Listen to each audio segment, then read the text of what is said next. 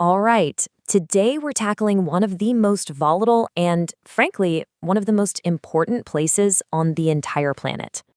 It almost sounds like something out of a movie, right? This idea that one tiny little stretch of water could have the power to throw the lives of billions of people into chaos.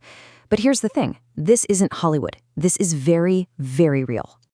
And that place is the Strait of Hormuz. Its importance? Oh, it's absolutely immense.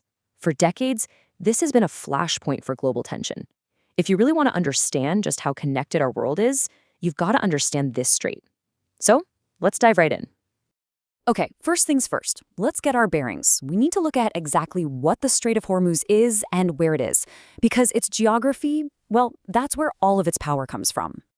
So, picture this. It's this really narrow sea passage that connects all these major oil-producing countries in the Persian Gulf to everyone else, to the open ocean. And crucially, it's the only way out by sea. That's exactly why it gets that name, a choke point. So why all the fuss? Why does this one little waterway get so much attention from world powers? It really boils down to one single, incredibly vital resource. Just look at that number, 20%. Let that sink in for a second. That single figure right there is the reason why this place makes headlines. It's why entire navies are sent to patrol these waters. And here's what that 20% actually means. We're talking about a full a fifth of all the oil the entire world uses every single day, sailing through this one tiny strait. Think about that. It's basically the world's most critical energy artery, no question about it. Now, whenever you have a place that's this important, this critical, well, conflict is pretty much inevitable, right? So let's break down who the key players are and where all this tension is coming from. So you've got this standoff. On one side, you have Iran, which has said over and over again that it could shut the whole thing down, using it as a massive bargaining chip.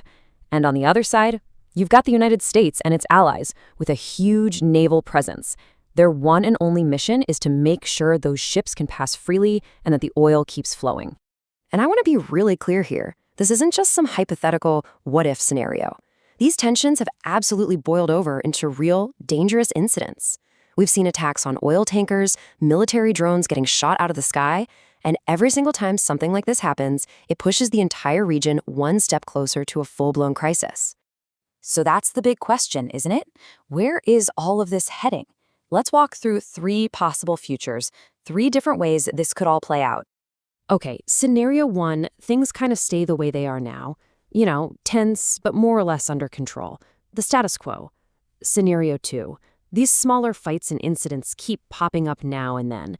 And then there's scenario 3, the one everyone is terrified of, a complete and total blockage of the strait. All right, let's go there. Let's talk about that worst-case scenario. If the Strait of Hormuz were actually shut down, the fallout wouldn't just be a regional problem. Not even close. The shockwaves would be felt instantly, everywhere, all around the world. The very first thing that would happen, boom, oil prices would go through the roof. I mean, think about it. You suddenly take 20% of the world's supply off the table overnight. Absolute panic would rip through the energy markets. And that energy crisis would immediately slam into the financial markets. They'd go into a complete nosedive. All that uncertainty, plus the insane spike in energy costs, it would trigger a massive global sell-off. And for countries that depend on getting their oil from overseas, the impact would be just devastating. We're talking about serious, crippling shortages that could bring their economies to a screeching halt in just a matter of days or weeks. And this is the really key takeaway. This isn't just some abstract economic theory. This is how a conflict happening thousands of miles away hits you directly, right where you live. It means paying way more at the gas pump. It means the cost to ship literally everything you buy goes up. It means real disruptions to our day-to-day lives. And really, that just hammers home the main point here. The Strait of Hormuz is not just some other spot on the map.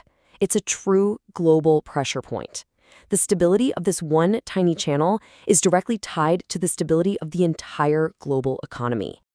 So it leaves us with this pretty powerful final thought, doesn't it?